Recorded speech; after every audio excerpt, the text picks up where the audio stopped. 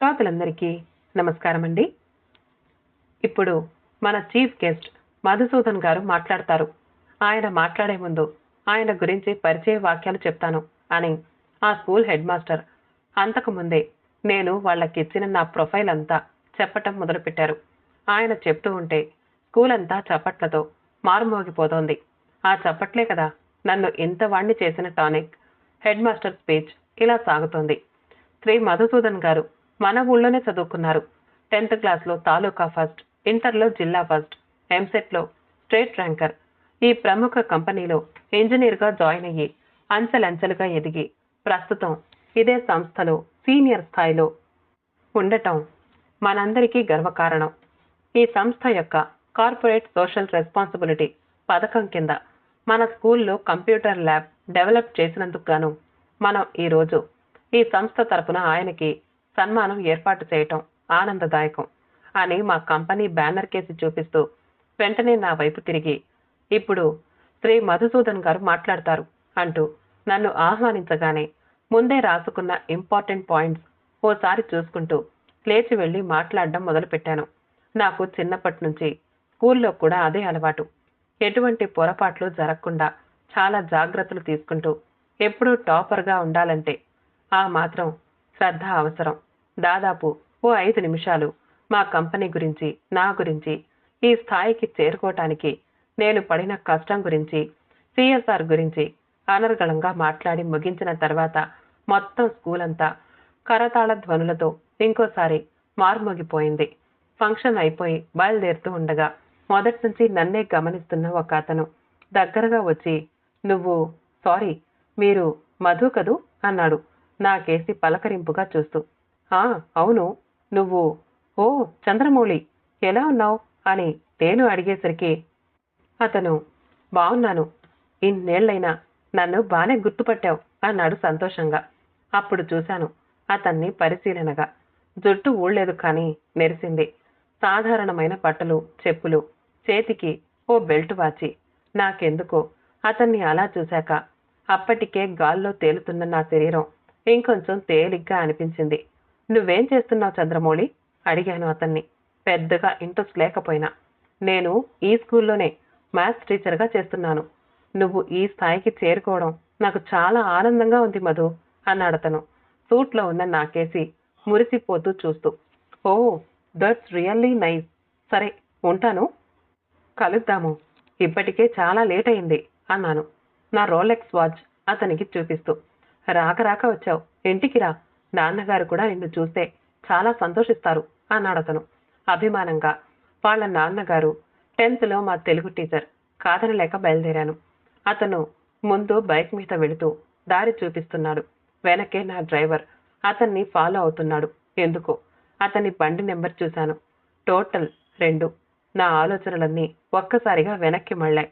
నేను చంద్రమౌళి 1వ తరగతి నుంచి క్లాస్మేట్స్. నాకు అతనికి ఫస్ట్ ర్యాంక్ గురించి చాలా గట్టి పోటీ నడిచేది. కోర్స్ ఎప్పుడు ఒక్క మార్క్ తేడాలో నేనే ఫస్ట్ వచ్చేవాణ్ణి. అతను ఎప్పుడు నా వెనకే, సెకండ్ ర్యాంకే. అప్పుడప్పుడు నాకు ఒంట్లో బాగాలేకపోతానో లేక చిన్న చిన్న క్లాస్ టెస్టుల్లోనో తప్ప. ఇంటర్లో కూడా అంతే. ఇంటర్ అయిపోయాక నేను ఎంసెట్ స్టేట్ లెవెల్లో ర్యాంకర్గా నిలిచి ఇంజనీరింగ్లో చేరాను. కారణాలు తెలియదు గాని చంద్రమౌళి బీఎస్సీలో చేరాడు. తర్వాత చూచాయిగా తెలిసింది అతను బీఈడీ చేసి అదే ఊర్లో టీచర్గా పనిచేస్తున్నాడని. అతను బానే చదివేవాడు కానీ ఒక్కటే కదా. ఈ ఆలోచనల్లో ఉండగా చంద్రమౌళి ఇల్లు వచ్చింది. అది ఓ చిన్న డాబా ఇల్లు. నా 4 కొకట్ల ఆడి కారులో నుంచి దర్జాగా దిగి అప్పటికే ఇంటికి చేరి నా కోసం గేటు దగ్గర వెయిట్ చేస్తున్న చంద్రమౌళిని అనుసరించాను. అంతా మట్టి జాగా. గేటు నుంచి ఇంటికి దాదాపు ఓ 20 అడుగుల దూరం. చేరటానికి ఓ 2 అడుగుల వెడల్పు మాత్రమే. అక్కడక్కడ పెచ్చులుడిపోయిన సిమెంట్ గచ్చు. అటు ఇటు కూడా ఎండిపోయి రాలిపడిన ఆకుల గుట్ట. గదిలో నుంచి ఓ చిన్న పిల్ల పాడుతున్న కుంద గౌర 2వ గీతం వినిపిస్తోంది. నా చిన్నప్పుడు నేను అమ్మ దగ్గర నేర్చుకున్న సంగీతం కారణంగా ఆ గొంతులో అపశృతి నాకు స్పష్టంగా తెలుస్తోంది. చిన్న హాలు నిండా గోడకి వేలాడదీసిన బ్లాక్ అండ్ వైట్ ఫోటోలు, అంత కళలేని కలర్ ఫోటోలు. ఇంట్లో అందరినీ పరిచయం చేశాడు. అతని భార్య స్టీల్ గ్లాస్లో కాఫీ ఇచ్చింది. అతని తల్లి ఇత్తడి క్యారేజీ తెరిచి 4 చక్కిలాలు ప్లేట్లో పెట్టింది. పెరట్లో మడత కుర్చీలో పడుకుని ఉన్న అతని నాన్నగారిని లేపి నన్ను పరిచయం చేశాడు. అక్కడ వాతావరణం చూశాక నాకు చాలా ఆనందంగా ఉంది. నా నమ్మకం నిజమైంది. రెండెప్పుడు రెండే. అవును, మా మధ్య పోటీ అటువంటిది. బయలుదేరుతూ చంద్రమౌళితో, నువ్వు కూడా మా ఇంటికి రావాలి. ఇక్కడే టౌన్షిప్లో ఉంటున్నా.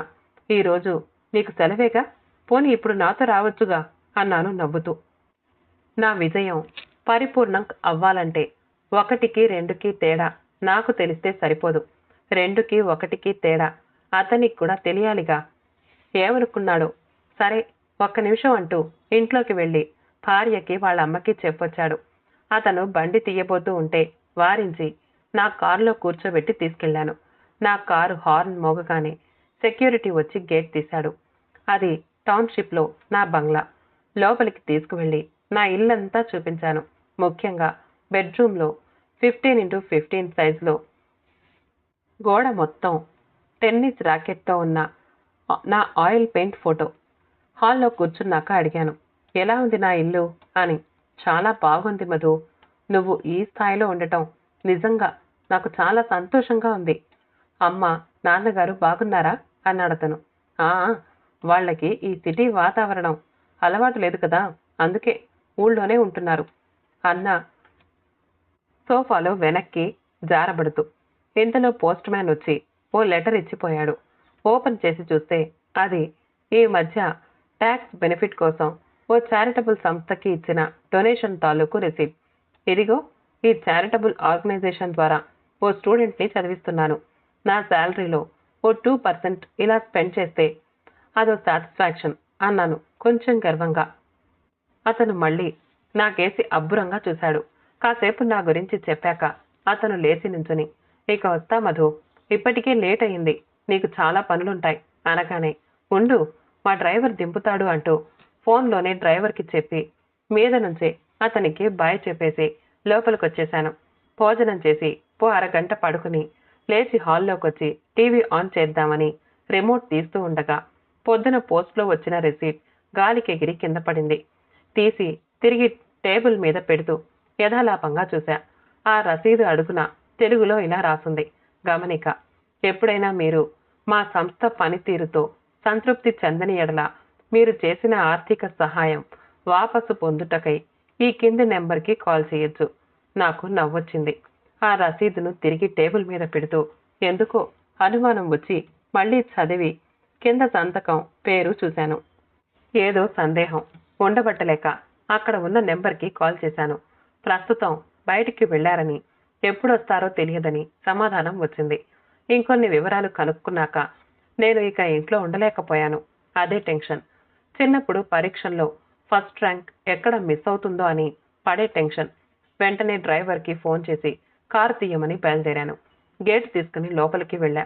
పొద్దున చూసిన ఎండుటాకులు ఇప్పుడు లేవు, తుడిచినట్టున్నారు.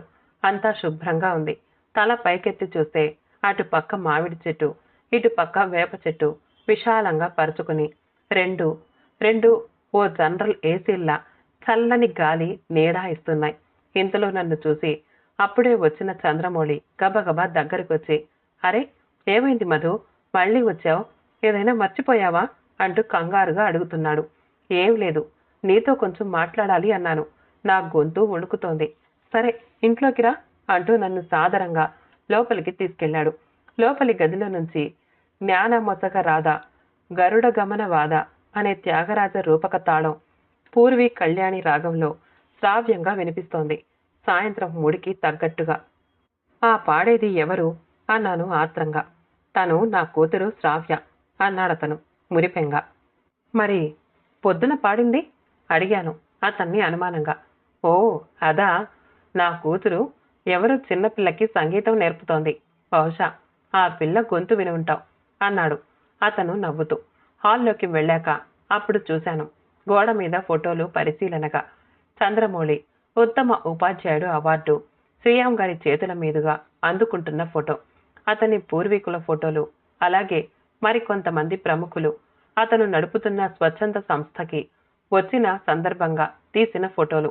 హాల్లో అతని భార్య దేవుడికి పూలమాల అల్లుతూ నన్ను చూసి లేచి పలకరించింది. గదిలో అతని తల్లి పాట పాడుతున్న మనవరాలికి జడ వేస్తోంది. చంద్రమౌళిని తీసుకుని బయటికొచ్చాను. అరుగు మీద నేను పై మెట్టు మీద కూర్చుంటే అతను కింద మెట్టు మీద కూర్చున్నాడు.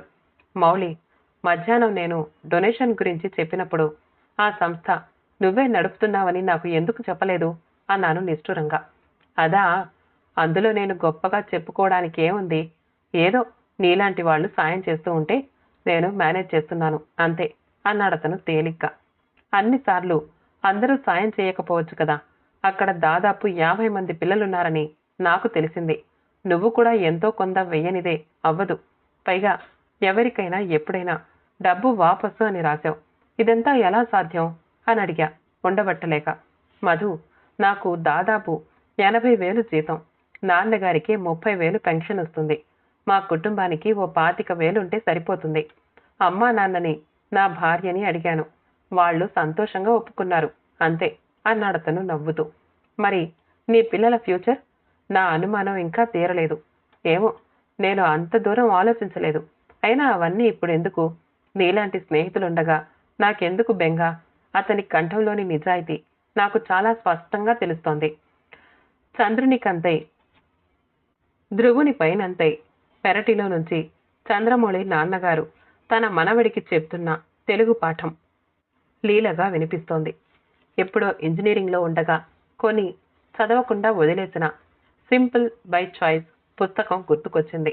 అప్రయత్నంగా రెండో మెట్టు మీదకి దిగి, చంద్ర, రెండంటే ప్రతిసారి ఒకటి తర్వాత వచ్చేదే అనుకునే నాకు రెండంటే ఒకటికి రెట్టింపు కూడా అని ఈరోజే తెలిసింది అన్నాను ఉద్వేగంగా అతని చేతిని నా చేతిలోకి తీసుకుంటూ. ఏమైంది మధు, ఇవాళ నీకు? ఎందుకంత ఎమోషనల్ అవుతున్నావు అంటూ చంద్రమౌళి నా భుజం మీద చెయ్యేశాడు. సరే, నేనొస్తా. ఎప్పుడైనా ఏదైనా అవసరం ఉంటే తప్పకుండా కాల్ చేయి. వచ్చే వారం మీ ఫ్యామిలీని తీసుకుని ఇంటికి రా. ఈలోగా నేను ఊరు వెళ్ళి అమ్మా నాన్నని తీసుకొస్తాను అన్నాను లేచి నిలబడుతూ. తప్పకుండా మధు, అమ్మని నాన్నగారిని చూసి చాలా రోజులైంది అన్నాడు చంద్రమౌళి ఆనందంగా. అతను నన్ను అనుసరించాడు. సాయంత్రం నీరెండలో నా వెనకున్న అతని నీడ నన్ను దాటి నా ముందు పడుతోంది. గేట్ వరకు వెళ్ళాక లోపల నుంచి అతని తల్లి బయటికొచ్చి, అదేమిట్రా చంద్ర, అబ్బాయి వెళ్ళిపోతున్నాడు, చీకటి పడింది, పలహారం చేసి వెళ్ళమను అంది కంగారుగా. పెరట్లోకి వెళ్ళి కాళ్ళు చేతులు కడుక్కొని లోపలికొచ్చాక ఆవిడ కంచంలో అప్పుడే పెరట్లో నుంచి కోసి కడిగిన అరిటాకు వేసి దెబ్బరొట్టె అల్లం పచ్చడి పెట్టింది. ఎప్పుడో చిన్నప్పుడు అమ్మ చేస్తే తిన్న తర్వాత మళ్ళీ ఇదే తినడం. చాలా బాగుంది. అచ్చం అమ్మ చేతి వంటల. ఇంట్లో అందరికీ చెప్పి బయలుదేరాను. గేట్ వరకు వచ్చాక, చంద్ర, ఇబ్బంది అనుకోకపోతే నీ బండి మీద నన్ను కొంచెం మా ఇంటి వరకు డ్రాప్ చేస్తావా అని అడిగాను. చంద్రమౌళికి ముందు అర్థం కాలేదు. తర్వాత నవ్వి, తప్పకుండా పద అన్నాడు బండి హెడ్లోకి పెట్టి స్టార్ట్ చేస్తూ. నా డ్రైవర్ని కారు తీసుకువెళ్ళిపోమని చంద్రమౌళి బండి మీద ఇద్దరం కలిసి బయలుదేరాం. బండి మీద అతని వెనకాల నేను కూర్చున్నానేమో. రంగు వేయకపోవడం వలన సహజంగా నెరిసిన అతని జుట్టు వెండి రంగులో చంద్రుడితో పోటీ పడి మెరుస్తోంది. చప్పట్లు లేకపోయినా నా మనసు ఇప్పుడు తేలిగ్గానే ఉంది. కథ సమాప్తమండి. కథ నచ్చితే మా ఛానల్ని లైక్ చేయండి, షేర్ చేయండి, సబ్స్క్రైబ్ చేసుకోండి. మళ్ళీ కలుద్దాం ఇంకో మంచి కథతో.